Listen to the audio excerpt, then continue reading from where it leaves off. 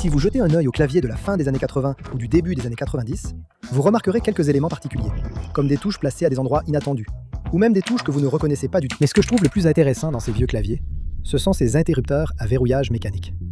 Je les trouve vraiment fascinants. La façon dont ils s'enclenchent physiquement lorsqu'ils sont activés, je pense que c'est, premièrement, une excellente décision de conception, et, deuxièmement, une expérience plutôt amusante à utiliser. Mais si vous regardez les claviers modernes, il est peu probable d'y trouver ce genre d'interrupteur à verrouillage mécanique. Pourtant, Cherry a effectivement sorti un interrupteur MX Lock qui avait exactement cette même fonctionnalité. Mais il a été abandonné au début des années 2010, je crois. Et même si on peut en trouver, ils sont assez rares et chers. Mais je veux vraiment une touche de verrouillage des majuscules, à verrouillage mécanique sur un clavier moderne. Alors aujourd'hui, essayons d'en fabriquer un nous-mêmes à partir de zéro. Maintenant, c'est le premier clavier mécanique personnalisé que j'ai jamais construit. En fait, si vous remontez assez loin sur cette chaîne, vous pouvez trouver un guide de montage où je montre comment j'ai tout assemblé. Et aujourd'hui, il va servir de cobaye pour cette expérience. Parce que si on peut transformer cette touche de verrouillage des majuscules en interrupteur à verrouillage, ça me rendrait vraiment heureux. Cela dit, il y a 3 principaux défis que nous devons résoudre pour que cela fonctionne. Le premier, c'est qu'il faut comprendre comment fonctionne un mécanisme à bascule. Ensuite, il faut déterminer comment intégrer ce mécanisme à bascule dans un interrupteur de touche moderne pour qu'il fonctionne avec notre clavier actuel. Et enfin, mais non des moindres, il faut s'assurer que le logiciel de notre clavier interprète correctement l'interrupteur à bascule.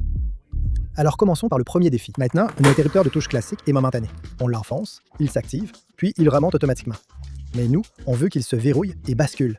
On appuie une fois pour qu'il reste enfoncé, puis on appuie à nouveau pour qu'il remonte.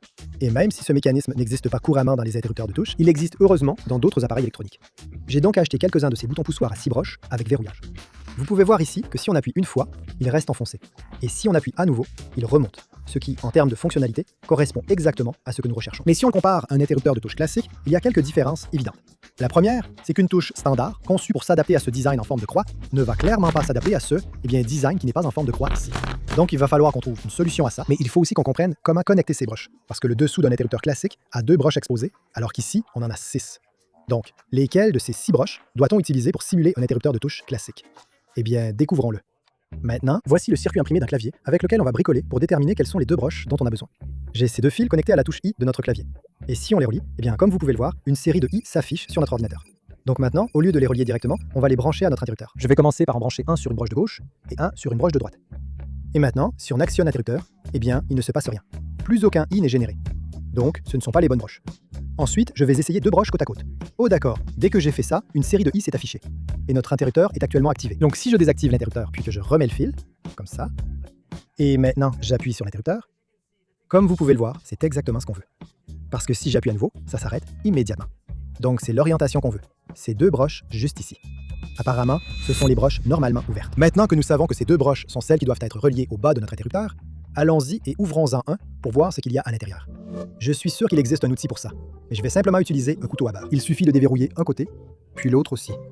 Comme ça, on peut ouvrir cet interrupteur, qui se compose de cette petite pièce d'actionnement et d'un ressort. Honnêtement, je me demande si notre interrupteur à bascule peut simplement s'insérer directement dans cette cavité. Pour voir si ça va marcher, je dois enlever cette pièce qui maintient le ressort, car on en a plus besoin. J'ai décidé d'utiliser simplement mon fer à souder pour faire fondre la petite bosse ici. Et honnêtement, ça a étonnamment bien marché. Il y a presque assez d'espace pour que ça s'ajuste parfaitement. Même si je pense à exposer les broches de ce côté et ensuite trouver un moyen de les relier ici, au lieu de le faire à l'intérieur, je me demande si je pourrais simplement le couper avec des ciseaux. Ça pourrait endommager l'intégrité structurelle de ceci, mais je pense qu'on doit essayer. D'accord, à ce stade, la base de notre interrupteur est complètement dégagée. Donc maintenant, si on fait glisser ce levier en place, voilà, je veux dire, ce n'est pas trop mal. Même si on doit s'assurer que ça soit aligné le plus près possible du centre, sinon notre touche aura vraiment l'air bizarre. Je ne sais pas non plus à quel point la hauteur pose problème ici. Tu sais, j'ai du mal à faire en sorte que ça s'ajuste exactement au milieu, là où ça doit aller. Tu peux voir que cette pièce métallique est la partie qui se connecte réellement aux broches, ici en bas. Donc je pense que je vais simplement retirer ces broches exposées, et on va devoir trouver une autre façon de connecter ça à notre clavier, parce que ces supports métalliques prennent vraiment trop de place à l'intérieur du châssis. Et une fois qu'ils sont enlevés, d'accord, ça s'ajuste finalement plutôt bien, même si je ne peux pas dire si cet interrupteur est beaucoup trop haut ou non. Mais plus important encore, même si on a nos broches exposées, elles ne sont pas au bon endroit. Donc ça aussi, ça va être un peu compliqué.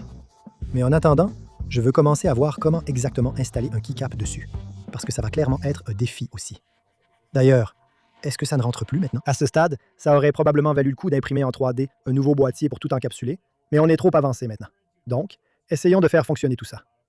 Je pense qu'il va falloir modifier ce couvercle aussi. Très bien, c'est presque ça. Je vais voir si je peux simplement le serrer. Voilà, mon Dieu, très bien. Bon, c'est un peu bancal, comme tu peux le voir. Mais maintenant, on a un interrupteur à bascule encapsulé. Mon Dieu. Maintenant, si on reprend rapidement notre vrai clavier et qu'on enlève à nouveau cette touche de verrouillage des majuscules, il faut qu'on trouve comment connecter ça, qui est prévu pour une tige en forme de plus, à ceci, l'interrupteur qui n'a pas d'empreinte en forme de plus. Et l'épaisseur de cet interrupteur ici est trop grande pour simplement s'enclencher. Donc, je me demande si je pourrais juste tailler un plus dans ce petit morceau ici. D'accord, après avoir un peu taillé cette pièce, mon Dieu les gars, on l'a peut-être fait. Ça, c'est en haut, ça, c'est en bas. Vous voyez comment il bascule entre ces deux états? C'est trop cool. Ce qui veut dire qu'il ne nous reste plus que la partie amusante, mais aussi la plus difficile. C'est-à-dire connecter ça et le câbler à notre vrai clavier. Parce que le fait que ces broches ne soient pas dans la bonne orientation, c'est vraiment galère, où il va falloir qu'on fasse un peu de magie. Mais avant tout, il faut démonter notre clavier, parce qu'on a besoin d'accéder à l'arrière. Je ne me souviens plus comment on démonte ça.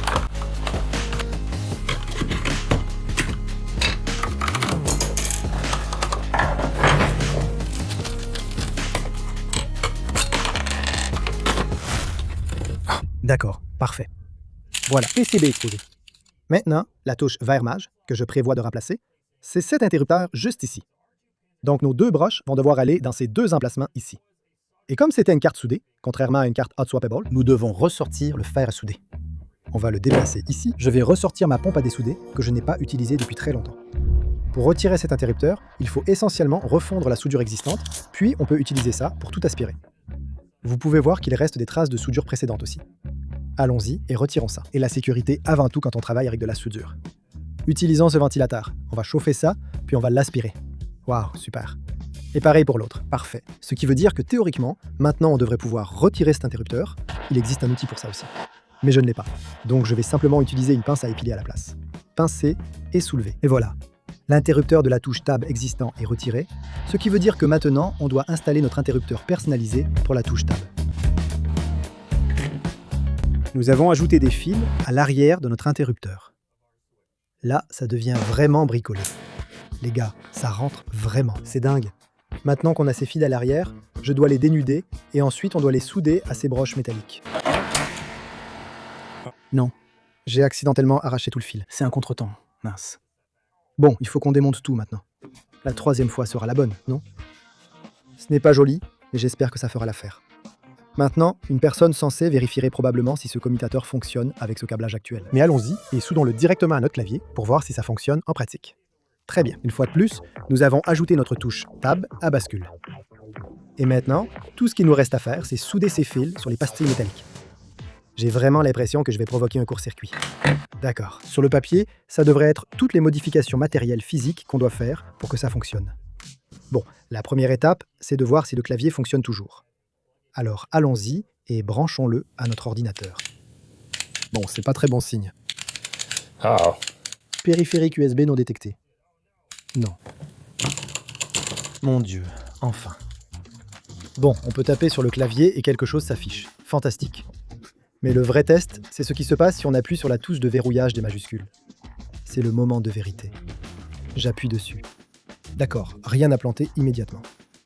Mais maintenant, si on appuie sur quelques touches... D'accord, ce ne sont plus des majuscules. Très bien, qu'est-ce qui s'est passé? Maintenant, je dirais que la fonctionnalité est un peu bancale. Ça ne marche pas exactement comme on pourrait le penser. Principalement parce que, eh bien, il ne s'attend pas à un interrupteur à bascule ici. C'est là qu'on doit commencer à bidouiller le firmware de notre clavier. Parce que, comme je l'ai dit, parce qu'il ne s'attend pas à un interrupteur à bascule ici. Il ne sait pas vraiment comment réagir. Donc, on doit lui dire comment se comporter avec cet interrupteur.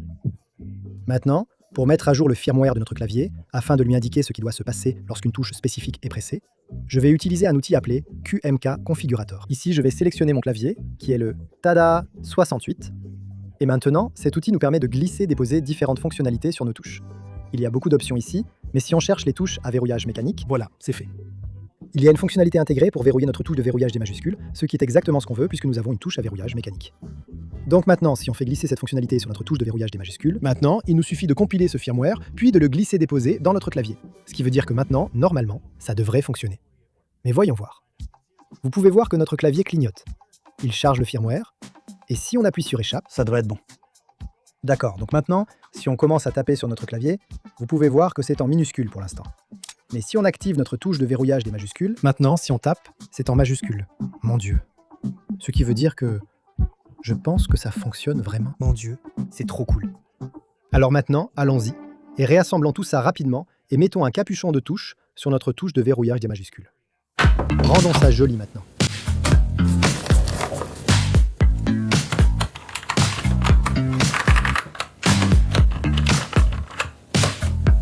Maintenant, je dirais que le basculement n'est pas très prononcé en termes de différence de hauteur. C'est pas fou. Mais si vous regardez de près, vous pouvez clairement voir que ça s'enclenche, puis que ça remonte. J'aurais aimé que la course soit un peu plus longue, comme sur ces anciens claviers, mais c'est un peu la contrainte de ces interrupteurs ici. La différence de hauteur n'est que de quelques centimètres, mais le fait que ça fonctionne tout court me rend ravi.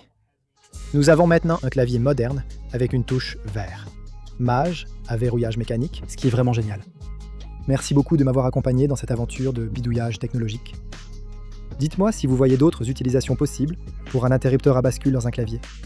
Ou d'ailleurs, s'il y a autre chose d'un ancien clavier que vous pensez qu'on devrait remettre au goût du jour. Il y a cette touche ici, la comma period lock, qui n'est pas courante sur les claviers modernes, et ce serait amusant d'essayer de l'intégrer dans un clavier actuel. Donc dites-moi si vous avez d'autres idées. Et en attendant, on se retrouve dans la prochaine vidéo.